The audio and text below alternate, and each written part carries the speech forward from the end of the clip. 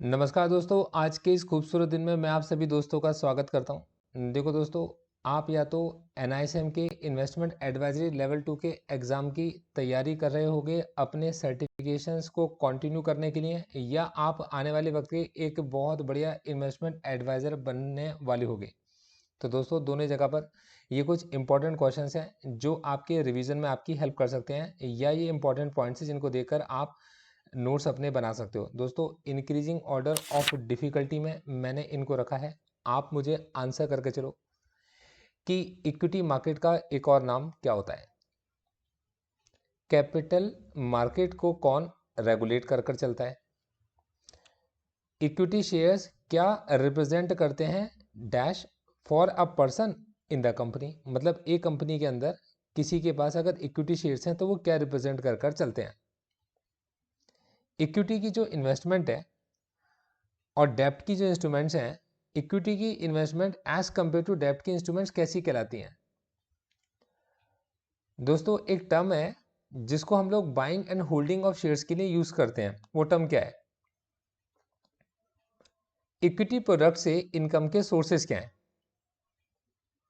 एक कंपनी अपने share holders को डिविडेंड देकर चलती है, यूजुअली उसे कहते क्या है। जब कोई कंपनी डिविडेंड डिक्लेयर करती है तब आप उसे क्या बोलते हो, और डिविडेंड को कंपनी कब डिक्लेयर करती है। इंटरिम डिविडेंड, जो कि deem to be the income होता है किसका, और चार्जेबल होता है टू टैक्स किस बेसिस पर। टैक्स पे करने की लायबिलिटी किसकी है, जब कभी डिविडेंड को डिस्ट्रीब्यूट किया गया हो और उसको पे करा हो इंडियन कंपनी ने। डीडीटी की फुल फॉर्म क्या होती है। डीडीटी का क्या पर्पस है फाइनेंस एक्ट 2020 में। शॉर्ट टर्म कैपिटल गेन और लॉन्ग टर्म कैपिटल गेन में से किसके ऊपर टैक्स जाता होता, कौन सा टैक्स जाता होता है। Long term capital gain concessional rates पर होते हैं, वो रेट क्या होता है। Short term capital gains chargeable to tax होते हैं किस रेट पर। कोई कंपनी ऑफर कर कर चलती है अपने शेयर्स पब्लिक को सब्सक्रिप्शन के लिए, तो उसको लिस्ट होना होगा कहां पर, और कंप्लाई करना होगा कंडीशंस पर जो कि आपको गिवन है किन रेगुलेशंस में। दोस्तों, आईसीडीआर की फुल फॉर्म क्या है। सिक्योरिटीज को लिस्ट कराते हो स्टॉक एक्सचेंज में। सिक्योरिटीज मार्केट में जब आप कभी लिस्टिंग कराते हो सिक्योरिटीज की विद स्टॉक एक्सचेंज में, तो स्टॉक एक्सचेंज प्रोवाइड करके चलता है आपको कोई benefit to the securities in the market. वो क्या होता है। दो मेजर स्टॉक एक्सचेंजेस कौन से हैं। ब्रोकरेज कौन चार्ज करता है। एसटीटी क्या है और वो कैसे लगाई जाती है और कौन लगाता है। एसटीटी को कौन कलेक्ट करता है और किसको देता है। आईपीओ के केस में एसटीटी को परचेजर से कौन कलेक्ट कर कर चलता है। अगर एसटीटी को किसी कैलेंडर मंथ में पे किया गया हो तो सेंट्रल गवर्नमेंट को वो किस दिन तक जमा करनी होती है। स्टाम्प ड्यूटी किस पर लगाई जाती है और कितनी। अप्रैल 1 2020 से डिफरेंट डिफरेंट स्टेट्स में रेट्स अक्रॉस इंडिया कैसे हो गए हैं स्टाम्प ड्यूटी के। एक्सचेंज चार्जेस कौन लगाकर चलता है और किस साइड, ट्रेडिंग की किस साइड पर लगाकर चलता है, इंट्राडे में या डिलीवरी में। ट्रांजैक्शन फीस एनएसई और बीएसई चार्ज करके चलते हैं कितनी। सेबी के टर्नओवर चार्जेस कितने होते हैं। दो स्टॉक डिपॉजिटरीज कौन सी हैं। डिपॉजिटरीज होल्ड करके चलती हैं शेयर्स और सिक्योरिटीज को किसके बिहाफ पर? डिपॉजिटरी पार्टिसिपेंट्स कौन हो सकते हैं? जीएसटी लगाया जाता है किन के ऊपर, किस रेट पर? सिक्योरिटीज मार्केट से रिलेटेड। एक डिडक्शन अकर होता है डिविडेंड इनकम के ऊपर। कहां तक का डिविडेंड के ऊपर, डिविडेंड इनकम पर डिडक्शन एग्जम्प्ट है, अलाउड है? कितना? अगर किसी एनआरआई या किसी एफपीआई ने डिविडेंड रिसीव करा है तब उन पर कितने परसेंट का टैक्स लगता है? डीटीएए के according dividend income chargeable to tax होती है किस कंट्री में? DTAA double tax avoidance act India foreign countries के साथ बनाती है, तो उस कंडीशन में किस रेंज के अंदर डिविडेंड टैक्स होता है? गवर्नमेंट ने टैक्सेबिलिटी डिविडेंड की शिफ्ट करी है, कहां से कहां पर? एक नया सेक्शन इंट्रोड्यूस कराया गया है इनकम टैक्स एक्ट में इंटर कॉर्पोरेट डिविडेंड के लिए। वो क्या है? डिविडेंड इनकम एक डोमेस्टिक कंपनी को अगर रिसीव होती है तो वो टैक्सेबल पर्सन के हैंड में होती है किस रेट पर?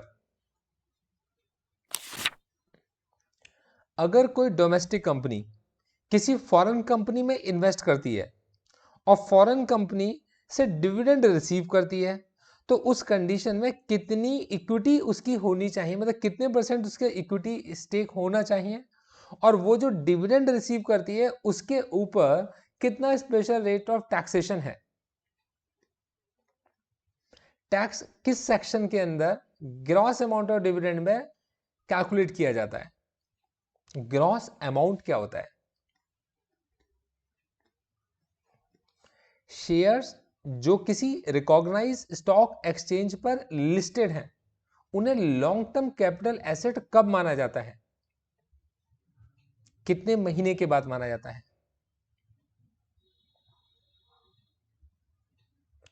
अगर कोई ट्रांजैक्शन स्टॉक एक्सचेंज पर ना होकर दो parties other than stock exchange किसी और प्लेस में करती हैं, तब इस तरीके के ट्रीटमेंट को, इस तरीके की ट्रांसफर डेट को कैसे ट्रीट किया जाता है?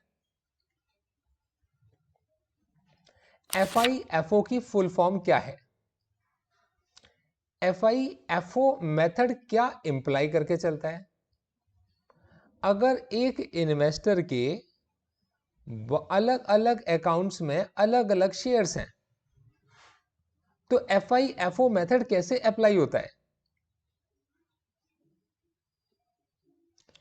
फिजिकल स्टॉक्स को डीमेटेराइज किया जाता है, मतलब डीमेट अकाउंट के अंदर लाया जाता है, तो एफआईएफओ मेथड से कैसे जब आप उन्हें बेचोगे तो अलग किया जाता है?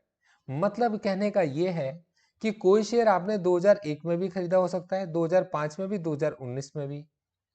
अब आपने अलग अलग जगह टाइम पर अलग शेयर्स को आपने परचेस किया। जब आप डीमेटेरियलाइज करने गए तो हो सकता है कि कभी आपने कोई शेयर 2019 के डीमेटेरियलाइज करा लिए, डीमेट में डलवा लिए, और बहुत बाद में आपको 2001 के शेयर मिले तो आप 2001 के शेयर भी डालने के लिए चले गए।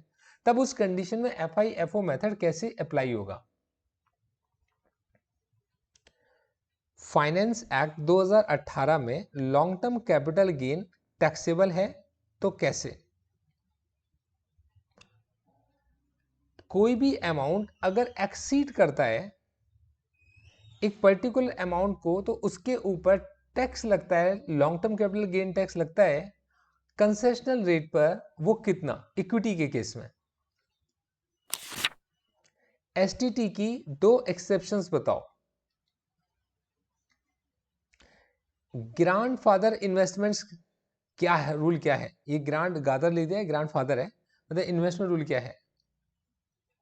ये कैसे डिफाइन करके चलता है इन्वेस्टमेंट्स को?